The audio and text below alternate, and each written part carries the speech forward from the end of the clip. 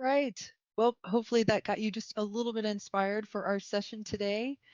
I just would love to introduce myself. I am Julianne Hemingway, and welcome again to the Microsoft 365 Essentials for End Users, Part 2. We'll be focusing on Teams meetings today. All of those options and features that you may or may not be aware of. We're going to go through those and hopefully help you prepare, run, and follow up on your meetings in a little more effective way. So I, again, am Julianne Hemingway. I'm based in Annapolis, Maryland, just a little bit east of Washington, D.C. So I'm here in the States, and I am both an executive director of the USA entity and also a productivity coach here at Storyals. I have been doing this for quite some time now, and I absolutely love it. I love engaging and helping all of the end users feel more comfortable with all of the Microsoft 365 applications. And here at Storyals, you may or may not be aware, but that's what our focus is. Our focus is helping users throughout their organizations feel more comfortable with the Microsoft 365 applications, and even Copilot, if you happen to have either the Copilot license with your Microsoft or if you have the paid version. But today, of course, we're just going to focus on the Microsoft 365 applications itself and the applications you can really take advantage of in Teams. And with me, I have a few colleagues with me. I have Sanda, our marketing manager. She's here helping us out today. And I also have my co-host. I have Midhun here, and I will pass it off to him so he can introduce himself to you. Thank you, Julia. Hi, my name is Midhun Manoharan. I am the technical service manager at Storyals. I'll be monitoring the chat, launching a few polls, and doing a few demos. And maybe if you have any technical questions, I can answer that. Oh, and he's being All right. modest. He's also going to help give us some extra tips and tricks too along the way. He's quite the expert. He's underestimating his knowledge. And just quickly, I'll just do a quick tech check before we begin. So if you can see and hear us, maybe use those reactions and give us a thumbs up reaction. And if for some reason you can't hear us or you have any issues, I put a little screenshot there just in case you could see how you can make sure that you're using the right audio device. I always find that quite often if I move my laptop around, I've forgotten to plug in my headset or it's not Bluetoothed. So it's always good just to have that as a setup. Great. Well, thank you for the thumbs up. It was great. I'm glad to get some interaction. We're going to talk a lot about that today. So as I said, this is part 2 in the series. In part 1, we covered the Microsoft 365 basics with document collaboration. If for some reason you missed it, you can watch it on demand. We're going to post the link of how you can access that in the chat. But also, we have a session 3 that will be coming up on November 12th. So we wanted to make sure that you mark your calendars. We'll be sending out the invite for that also, and we'll also post it in the chat here. What we'll also do is we do have a pretty good idea of what we'd like to cover, but at the end, we're going to ask, and we'll be launching a poll to see what would be interesting for you. We'd love to hear more from our users. That's how we like to put these webinars together so that we are giving you the best information that will help you. So our plan today is to help look at, preparing for your meetings like a pro. Things we'll look at are things like agenda, breakout rooms, different types of meetings, whether you use Teams or Outlook to actually schedule and create your meetings. Talk a little bit about the roles of co-organizers and organizers. We'll also look at when you're running your meeting. What are some things that you can think about to make sure that you have the best meeting that you can and the most engaged meeting? So we'll look at the different ways of sharing, presenter modes, things like PowerPoint Live, Excel Live, Live Whiteboard. We'll even actually pull up a live whiteboard and get some participation here in our current webinar. And we'll also look at, engaging the participants. So what are things that you can do to help get engagement in your meetings? We'll look at things like reactions, which we just used, polls, again, whiteboard, and then also looking at chat controls and some things that you can do ahead of time to make sure that everyone's fully engaged. And then finally, we'll focus on follow-up. We always think, gosh, we have all these meetings back to back. What's the best way to follow up on those meetings and make sure that you've hit all of those tasks that you assigned? Look at, the notes that were taken and how you're able to kind of follow up on that with your colleagues. So while we're doing this, as Midhun mentioned earlier, he's going to be launching a few polls, and Sanda and he will also be keeping an eye on the chat. I'll lead some of the walkthroughs, and of course, if questions come up, feel free to raise your digital hand or throw something in the chat, and we'll do our best to make sure that we get them answered while we're in this session. So just to get things started, we're going to start with a poll. So Midhun's going to launch a quick poll, get a little bit of engagement early in the call. So he's going to launch a poll to look at what's your biggest current challenge with Teams meetings right now. So you can select multiple if you'd like, or select one. And what we'll do is we'll kind of use this as a basis, and we'll hopefully be able to focus a little more on some of these areas where you might be wondering if you can get more data and have a better meeting. Great, I'm seeing some good responses come in. And if you haven't used polls before, we will talk a little bit more about them as we go through this webinar, but also you can see, it's nice to be able to see on the screen real live what the results are. Great, I think most of you are like myself, that technical setup and follow-up. Perfect. We'll be focusing a lot on both of those things. So that's great. Thank you so much for your responses. It's really helpful. So I'm going to go ahead and start with, when you need to schedule your meeting, there's so many different things we need to think about. So a lot of times there's so much thought, we're so quickly to be able to we need to get that meeting scheduled. And a lot of times we forget about some of the things you really want to think about before. So the first thing is kind of how do you schedule that meeting? Do you do that in Outlook? Do you do that in Teams? And they both have great options, but sometimes you need to use Teams instead of Outlook. So for example, if I'm in Outlook, I can only create a Teams meeting, or of course a face-to-face meeting. I can always schedule that, or of course a hybrid meeting where you have some people in the office and you have others who are meeting online. And this is fantastic, especially if you're already working in Outlook. But a lot of times you might need to have a different kind of meeting, maybe something similar to, you might have a town hall or a webinar, and we'll look at that also. But one of the things I wanted to pull out as kind of a pro tip, always make sure you put, as best as you can, the most descriptive line you can in the subject line. And that's really helpful to make sure, we're all invited to lots of meetings, and it's really good to be able to look at that subject and get a good view of what that meeting's regarding. So as you can see, you have you can also, of course, add your agenda, and you can do that in Outlook, and you can add a loop component and then add your agenda. Additionally, if you go over to Teams, this gives you a little more control. So if I want to add a new meeting here, I can add a meeting that will give a descriptive line.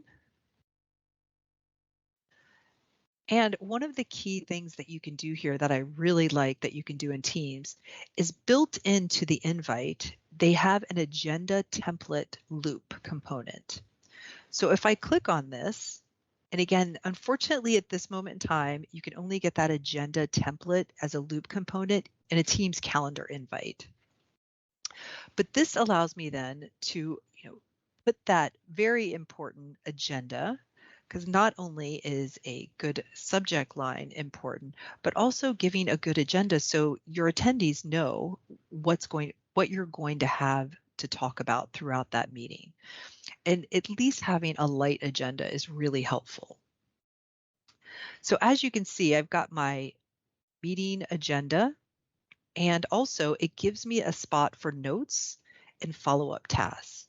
So of course I could start adding here if I wanted to, but this will now follow me to my meeting when I actually start my meeting. And that's really important. That allows that to follow you. In addition, if you have a reoccurring meeting, this agenda will follow each meeting, and any notes that you created during your reoccurring meetings, it starts from scratch each meeting. So your notes from your previous meeting do not follow into the next meeting. You'll have a blank meeting notes section so that you can start that. But of course, this is a loop component, and we're not going to get into a lot of that in this session, but if that's important, let us know at the end. But you can always go back to the loop components that you have access to, and you would be able to then go back and look at meeting notes from previous meetings by being able to go back to that previous loop component. Or of course, going back to that previous meeting and looking at the recap. So I'll show a little bit more about this in just a moment. I'll give you a quick demo of what that looks like. So you can see what it looks like from a following you into your meeting. And that becomes really helpful when you need to take meeting notes. You need to make sure that you have that ability to, again, we'll focus on the follow-up. So as you can see, when I go into the meeting notes of my meeting, when I start it, my agenda that I created follows me to my meeting. And then that allows anyone that's internal to my organization to add to the notes template. But in addition, the last thing you want to do is forget about a task that gets assigned in the middle of the meeting. So this gives you the ability to actually add the tasks as you go through the meeting. And you can assign them to participants, to one or multiple participants. You can set a due date, and this immediately goes to those users' activity tab in Teams. It would go to their Microsoft To Do if they're using that application. And additionally, they get an email sent to them. So it's a great way to, on the fly in your meeting, make sure that you actually get all of these tasks assigned and that you don't forget about them. So that's just a little bit about whether you're using, Outlook or the Teams calendar to actually create your meetings. But then, of course, we have things like if we have multiple different kinds of meetings that you can actually create in your Teams environment calendar. Now, you're not able to do this in Outlook. It does have to be in Teams. And I'm just going to briefly look at a couple of them, and then I'm going to pass it over to Midhun, who's going to talk to you about some of the meeting options that you can think about, both for your Teams meetings and also briefly on what options you have for these other types of meetings. So you'll notice I'm in my Teams calendar, and of course, you may notice that it looks very similar to my Outlook calendar now. And that's an option that you can choose. If you've chosen that, you'll see that yours will resemble my Teams environment calendar. But you can also keep the old version, I'll call it, or classic version of your Teams calendar. So that's completely up to you. But if I click New Event, as you probably most likely do, this just creates that Teams meeting that we normally get that you can also do in Outlook. But if you click the drop-down menu, now all of ours might be just a little bit different, but of course you have a channel meeting, a webinar, which is for much larger groups where you're hosting and you have presenters and organizers and people managing the chat. You also have a town hall, a live event. So these are just a few of the other types of Teams meetings that you can have. And each one of them is for a different set of users and a different type of meeting that you might be having. And we could talk a little bit more about that in a few minutes. But for now, I'm going to pass it over to Midhun, and he's going to give us an overview of some of the meeting options that we should really think about before we start the meeting. So Midhun, I'll pass it over to you. Thank you. So let's get to an example. Here we have in our demo environment, meeting invite. I'm just going to quickly go to the meeting options. Here we go. And here are a couple options. So first and foremost, who can bypass the lobby? People in my org and guests. We would recommend if you have a large audience, like over 100 or so, keep it to only organizers and co-organizers, especially if it's external guests. But for now, in this meeting, because it's internal, it's a marketing follow-up, we keep it to people in my organization and guests. Same with who can admit from the lobby. We keep it as organizers and co-organizers. For the roles, again, in this meeting, this particular meeting right now, Julianne and Sandra are co-organizers. What they can do, they can change any of these options except cancel the meeting. So here we have choose co-organizers. You can also choose who can present. In this particular meeting, we only have organizers and co-organizers, not more. So we won't have anyone external, let's say by mistake, interrupting the meeting and presenting because we don't want them to. But the good thing is, even if you restrict, during the meeting, you can actually enable individually participants to present during the meeting. And here we have participation, allow mic for attendees. It's switched on. We can switch off, especially like I mentioned, for external parties. Sometimes individuals might forget to mute mic. You don't want to have any disturbances during a call or during a meeting. So you can enable and disable any of these. We recommend to keep them on during internal meetings and keep them off if you have over 50 or 100 individuals in a call to avoid interruptions. And here we have allow reactions and attendance reports. And yeah, and I would say these are the main options that you should look on before scheduling a meeting. And Midhun, would you remind them just again where you got access to those meeting options? Yeah, of course. So if you're in Outlook or if you're in Teams, are they in different places? They are. So right now I'm actually in Teams. So since I'm an organizer, I have access to all the options. I can go down within details. You see this option called meeting options. You can click on it and reach the meeting options. If I go to Outlook, I can switch to Outlook quickly, go to calendar. There it is. I can double click and there you go. Meeting options. All right. Well, thank you so much, Midhun. So as you can see, there are a lot of different options that you can set. And it's really important. If it's an internal meeting, I think probably default settings is not an issue. The other thing that Midhun mentioned, and I always want to emphasize this as a best practice, is especially if you have a lot of external users, it could be multiple partners or multiple customers coming to a meeting to hear insights about maybe something new that's happening in your organization you're sharing. You always want to think about how long the chat is open. Is it open before the meeting, or before and during the meeting, or before, during, and after? And the reason I always say double check this is a lot of times you don't necessarily want the meeting chat to be open afterwards, just so that someone in the organization doesn't by accident go into the chat and maybe type something that's sensitive internally. So always think about that, especially if it's an external with external users attending the meeting. That's another one that I always kind of take a look at. And another pro tip, as we all know, Microsoft loves to throw in new features and new ways of running our meetings, and we love this. But what happens is when you have a reoccurring meeting, which is great to have for 6 months or a year, just so you don't have to think about it.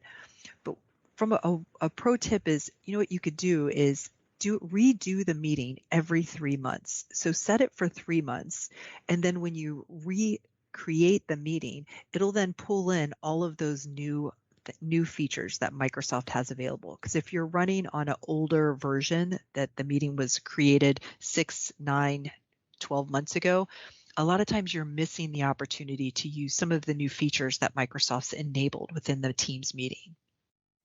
So that's just a thought you might want to think about as you're going through and preparing and setting your meetings. And another thing that I really like, and I noticed that someone has done it in this meeting, so I think that's fantastic. One, you can turn on and off live captions, and you can turn those captions on to match the language that you prefer to see it in. But in addition, if you have Teams Premium, you can also turn on live captions and you can hear the voice emulated of the presenter.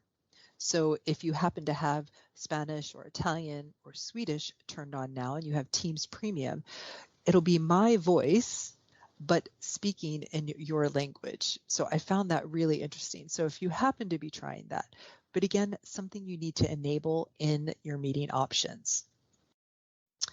So think about the live captions, especially if you have people from other parts of the world who speak different languages. It's always really helpful. And there's another thing. I'm going to pass over to Midhun, who is our technical guru. It's quite new, but there's something called voice and face recognition, and it's in your Teams settings. So he's going to show you a little bit about how you can manage this and how you can set it up. So I'm going to pass it over to you, Midhun. Right. Thank you. So let me quickly show you from a demo account, preferably. But now the issue is I can't show you right now in this meeting because we're in a meeting right now. So I can probably show you a screenshot from the PowerPoint Live. Yes, that's a good point, Midhun. So since you're in a meeting right now, if you do happen to go to this setting, it will be grayed out. So you can only set this up if you're not in a meeting. So here we have the option. If you go in the settings menu, you will see at the end, you'll see something called recognition. This may be grayed out for you right now since you're in a meeting already. But once you exit the call or once this meeting gets over, I would suggest you try it, especially the voice. So if you set up voice, it will the headset. If you use a headset, the headset will recognize your voice and make sure it's only your voice that's being heard by the audience, by the other person. Because sometimes you'll have background noises, someone's maybe talking over, maybe you're sitting very close to each other in an office, someone else's voices can be picked up by the microphone. Since it does not know it's your voice or not. So, but this would avoid that.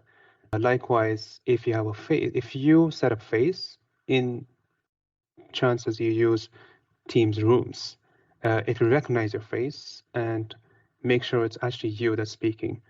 And especially during and after a meeting, in case there's any recap, it knows it's okay, this so-and-so person has spoken, and this is the person who has spoken. So I would highly recommend to set this up. It's really good, especially if you have a headset. And if you have like a really, I would say a really old, not really good headset, it really helps out. Even though we would obviously recommend having a really good headset during your calls. Perfect. Thank you so much. Yes, it is great. I will tell you, I set this up sometime last week, and it does take a little bit of time. So the voice takes about 10 to 15 seconds, but the face does require, your camera on, and just like you would for a phone for face recognition, you have to, turn your face up and sideways and up and down to make sure it's got all the aspects of you. But it does work really well. So I highly recommend that, especially if you're in a large room, because it's a hybrid meeting and you have multiple people in the conference room on the call. So it's always good, something to think about. And of course, Midhun recommended the voice being really important. It also will help with that noise suppression. So to make sure that if there are other things going on in the office, so there's others walking by in the hallway, it won't pick that up, as he had mentioned. So that's really helpful. Okay, now we're going to turn to, during the meeting, a few tips that you might want to think about, especially if you're the presenter. So in an ideal world, when you're the presenter, you're able to have multiple screens, at least your laptop and an external screen. And that really helps to make sure that you have one screen dedicated to what you're sharing. And that just helps as you're going through and you're sharing that you're not accidentally, sharing your Outlook calendar or your Teams calendar, which is where you started the meeting. It also helps just give you an ease of control to quickly share and unshare as you're going through the presentation and the meeting that you're doing. In addition, you can look at things like different presenter modes. So you can have a standout or reporter mode where you're kind of put in front of what the windows that you're presenting. So that'll help kind of have the people look at you and be able to see what you're presenting at the same time. Now, unfortunately, this does not work if you are using PowerPoint Live. So you do have to think about that. But if you are just sharing a window on a screen and walking through something, or you're you're collaborating on a document, it's good you can see the person's face who's presenting. So it's always really helpful. So additionally, you can do, when you're in your PowerPoint Live, a lot of times, for example, in this situation, if I am presenting, which I will now present, or Midhun, I'll let you present. If you would like to make sure that when you're doing your PowerPoint Live, you want to make sure everyone's focused on the slide that you have, that you're showing. You want to make sure that they can't go forward or backwards. So what you can do is, you'll notice when you do a PowerPoint Live, there's a private mode or private view, I apologize. And if you click on if you keep it private view, then you're not able to have users be able to go through the deck. But there are times when you think that you do want them. You want them, you're working through a document, maybe collaborating on it together, and you might want them to be able to go through the document and look at other slides. So keep that in mind depending upon the type of presentation that you're doing. And that also helps with that double screen if you happen to have it, because when you do your PowerPoint Live, you can see not only your PowerPoint, as you can see here, but any notes you can see on the right-hand side.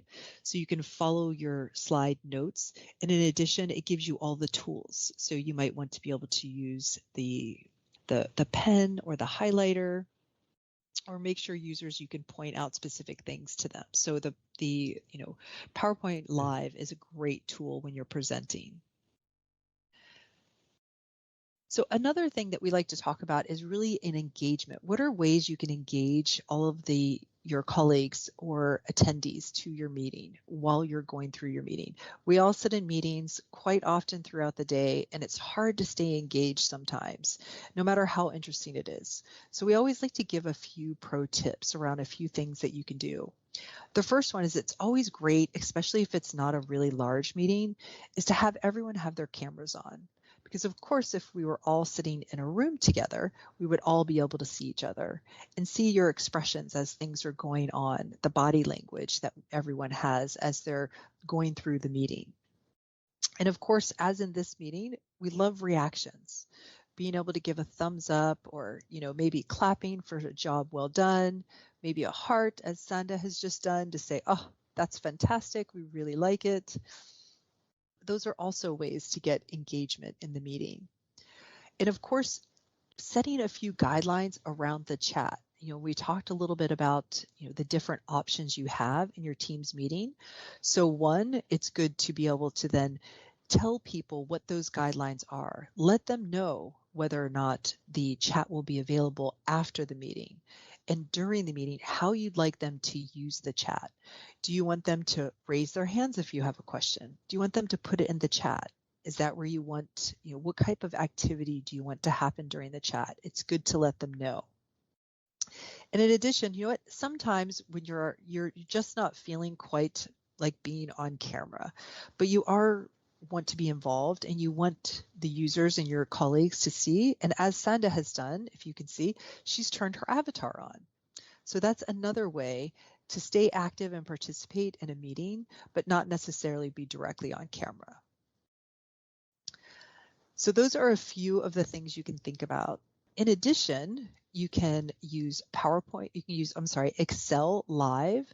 So if you're with colleagues and you want to collaborate on a Excel spreadsheet together, you can share a live Excel spreadsheet. And you're able to do that by clicking on the share button, and you do have to scroll, but if you scroll, you'll see Excel Live, and your most recent Excel opened files will show up. Or of course, you can browse your OneDrive or your computer for the relevant file that you wanted to share with your colleagues. And then that allows them to engage in the meeting window in the Excel, so you can all see what's happening at the same time while you're watching each other in the meeting. And I think one of my absolute favorite things in a meeting to do, especially to keep engagement, is to use a live whiteboard. And I'm going to do that right now. So I'm going to pull up a live whiteboard, and you all will be able to engage in this. So even external users.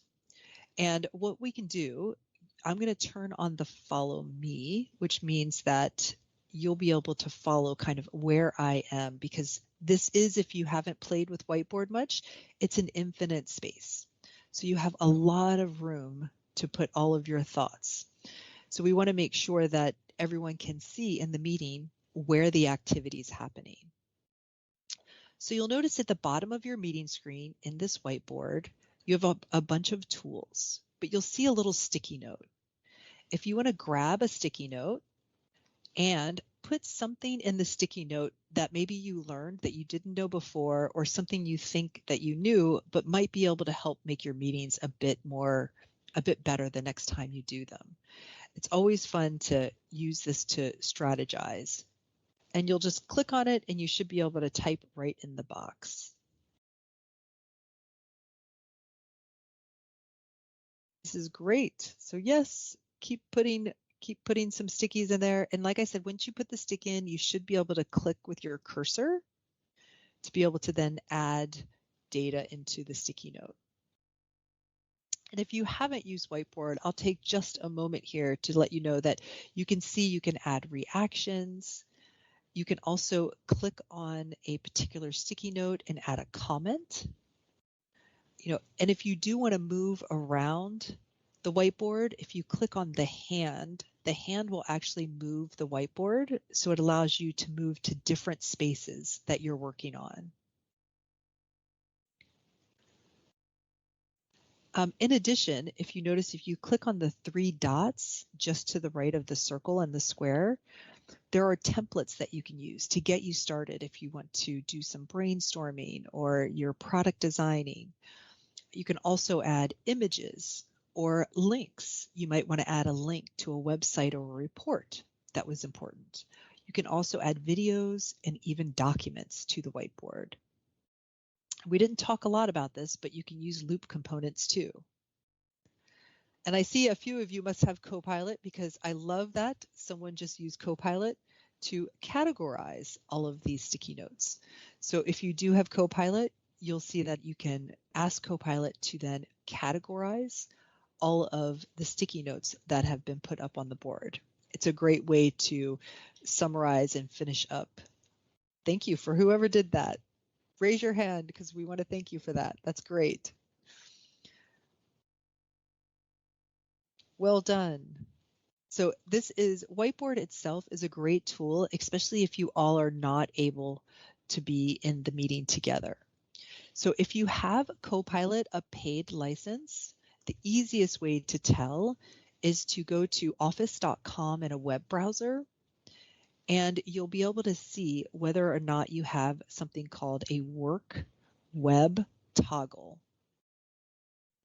And I can show you what that looks like in just a moment. But thank you all for the activity here. I love all of the suggestions and thoughts. And in your next meeting, definitely think about using a live whiteboard. It can become really helpful. If you go to your office.com in a web browser, the quickest way to see if you have a Copilot, you would have a work web toggle. If you do not have this toggle, then you have the Copilot that comes with your Microsoft license. And of course, we can have more time on that. We have lots of blogs on it and on-demand content, webinars. Please definitely go check out our webpage, which we've already, we'll add another link to in case you don't have that. We've got some great videos on that. and can walk you through some of the things that you can and can't do. And a final note on Live Whiteboard, currently, if you're recording your Teams meeting, the work that you're doing in your Live Whiteboard will not be part of the recording. But Microsoft has promised it will soon be able to be recorded. So just keep that in mind if you happen to be having a good strategy session and you're recording it. The activity you're doing will not be recorded. But of course, you will have the end result of your whiteboard and all of the work that you did. That will always be available to you. It just won't be part of the actual recording. Now with that, Midhun's actually going to post a quick poll again. We'd love to hear which engagement tool do you use more often in your meetings? That's great. Yes, reactions are great. It's really helpful to know what people are thinking and if they agree. It's also good to make sure that if you haven't done this, that you set a little bit of ground rules around what your different reactions means. That's always sometimes helpful too, if it's not already known inside your organization. Oh, fantastic. So I'm glad to see quite a few use polls also.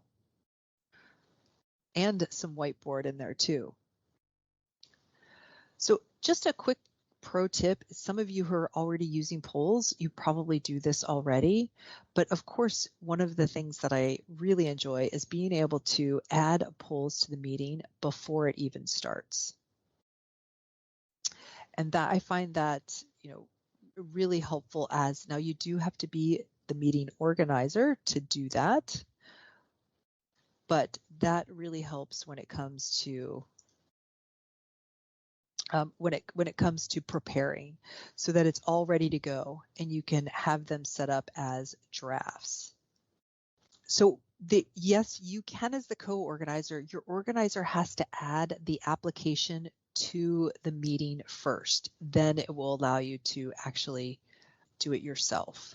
If we go into current meeting, since I'm a co-organizer, I can actually add polls. I saw your question there, Maria, and yes, you can add polls if you're a co-organizer. So here I have the 2 launch polls and 1 in draft to launch later. The draft I created before the meeting, so I can be ready to launch the poll once required. It's a bit of a sneak peek, but here you go. Excellent. Yeah. Okay. Thank you, Midhun. That's great.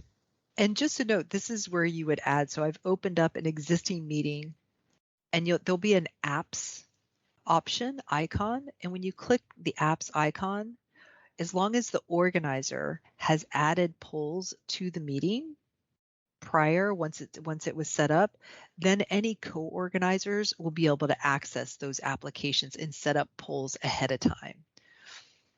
So just keep that in mind. And you notice now it's in the meeting invite. I can now open up the polls application. And what's great is it will always give you suggestions of things if you're looking for inspiration. I can also look at previous polls that I have used in case you want to reuse something. You don't have to retype it.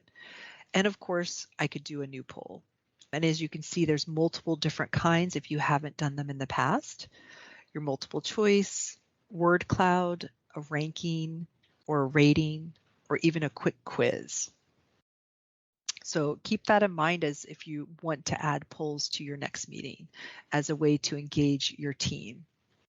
Okay, well, that's a little bit about preparing during your meeting, engagement during your meeting, and then we were going to kind of end and talk a little bit about meeting recap and things that you can do after the fact to help make sure that everything that you focused on in the meeting, everyone's able to follow up and remember what they did, so that if it's a quarterly meeting or a monthly meeting, maybe you have notes or recordings from that.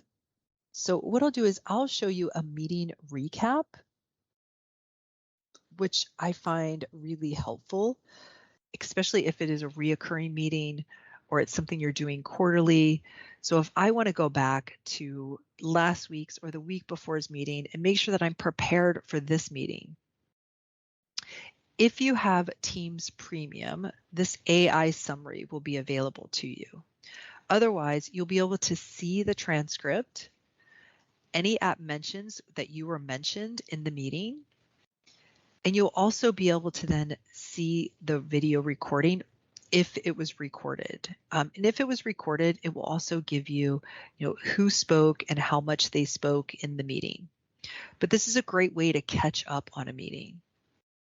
And another helpful hint, if you are invited to many meetings, and some of them you're not necessarily need to be active in, you actually just need to follow it and make sure that you get the information from the meeting. You could be invited to it, and then what you can do is you have an option to follow the meeting. That will ask the organizers and co-organizers of that meeting to record or transcribe it for you. And then that way, once the meeting's over, it will alert you that the transcript and or recording is ready for you to review. So that's a really helpful way to help manage some of your time if you're not able to actually attend for a specific reason and you really are there for the information versus being very active. So, and what's great again is if you happen to have these summaries or you took notes during your meeting, you're then able to copy those notes and you're able to send them out, especially if this was an external meeting.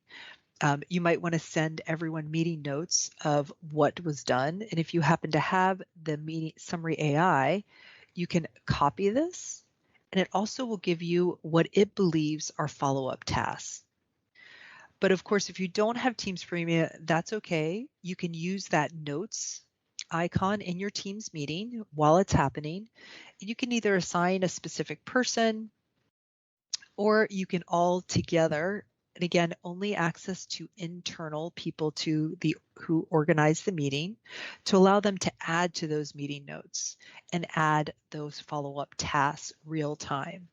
And then, of course, after the meeting, that gives you the opportunity then to share those meeting notes internally or externally, or both. The other thing that's always good to think about is, hybrid is really here to stay. So it's good to let people know if it's fully in person, you really want to make sure that you let everyone know this is an in-person meeting so they can plan their day accordingly.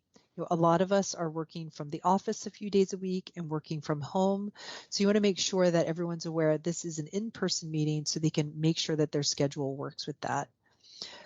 Or if it's a hybrid meeting, that also gives them that option to either be in the meeting and let them know what specific room that might be at. If they're all gathering, a certain amount of you are gathering together in a certain conference room. That way you're able to make sure that the room and the system and the audio and the mic and the speakers are all working properly.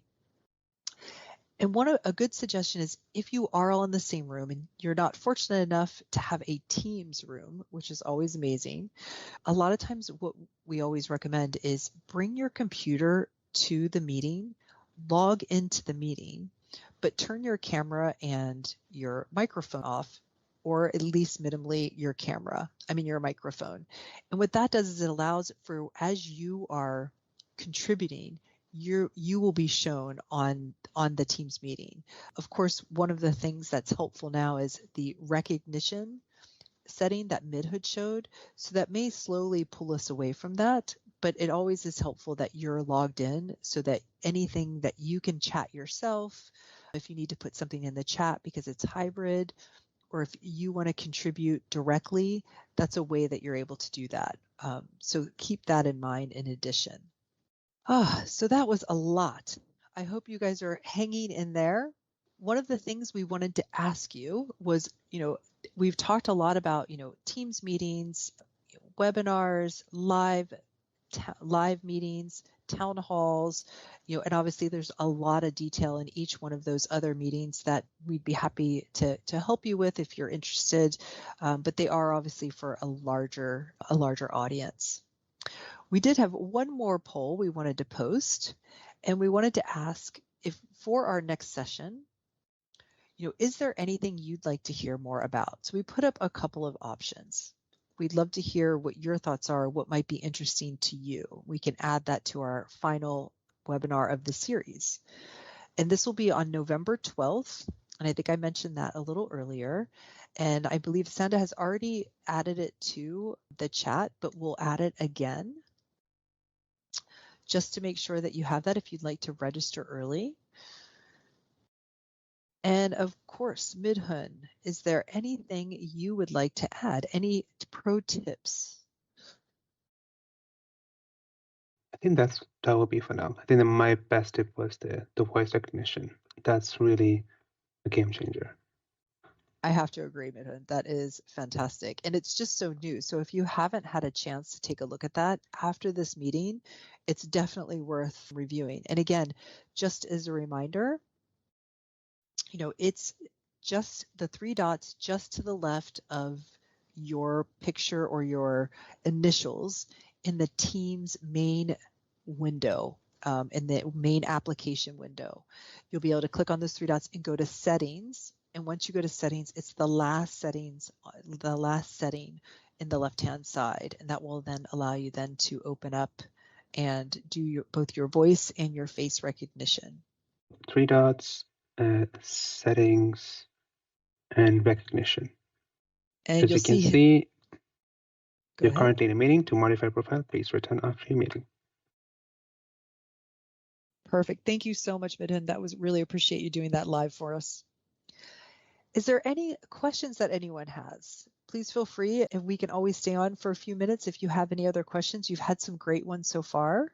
We really appreciate the activity and engagement. If not, what I will let you know is you will be getting an email with this recording and any of the links that we've added here. So be on the lookout so you can always go back to the recording if there was something that you wanted to review or if you wanted to share it with any of your colleagues. So with that, if there's no other questions, I want to say thank you so much for your time today. We really enjoyed getting to spend the last hour with you. We hope to see you in session 3 and look out for that email. Hope to see you soon. See you all. Thank you.